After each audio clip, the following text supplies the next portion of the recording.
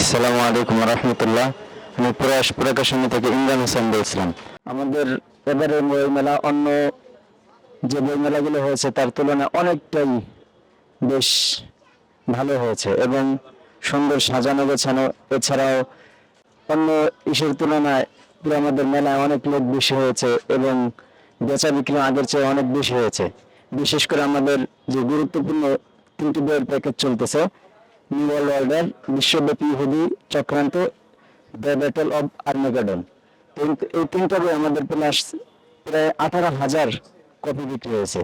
এছাড়াও প্রতিদিন এই পাশ্চাত্যবাদ মুসা আল হাফিজের এই বইটা অনেক চলতেছে। এরপরে একই উসমানী সাহেবের ফিলিস্তিন বর্তমান অতীত, এই বইগুলো খুবই চলতেছে। এছাড়াও উপমহাদেশের অনেকগুলো কাজ আছে বাতায়ন প্রকাশনীর। এই কাজগুলো মোটামুটি মৌলিকভাবে, একেবারে অনুবাদ না, মৌলিকভাবে করছেন কিছু তরুণ আলেম।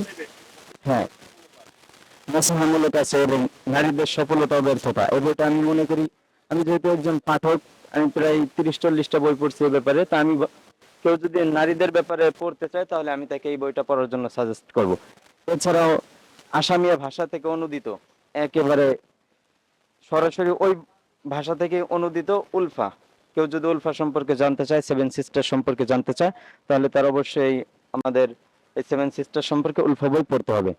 এছাড়াও আমাদের আরো কিছু বই রয়েছে, যেমন হিজাবোফোবিয়া, এছাড়া প্লিজ কাম ব্যাক।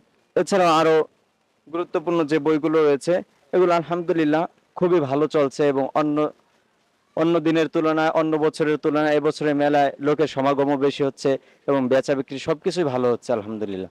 তো সব সব মিলে আমরা আগে দেখতাম যে স্বাভাবিক মানুষ তারা মোবাইল নিয়ে পড়ে থাকে, বাচ্চারা এসে খেলনাপাতি কিনতে চায়, কিন্তু এবার দেখছি যে না, বাচ্চারা এসে এসে কিতাবগুলো দেখছে, কিনুক আর না কিনুক। আমরা মনে করি যে এই মানুষ এসে যে দেখছে, সপরিবারে দেখছে, আমাদের বেচা বিক্রি হোক আর না হোক, তারা যে দেখছে, ইসলাম সম্পর্কে জানতে পারছে, কয়টা বইয়ের নাম হলেও মুখস্থ করতে পারতেছে, এটাই আমরা মনে করি যে আমাদের চূড়ান্ত সফলতা।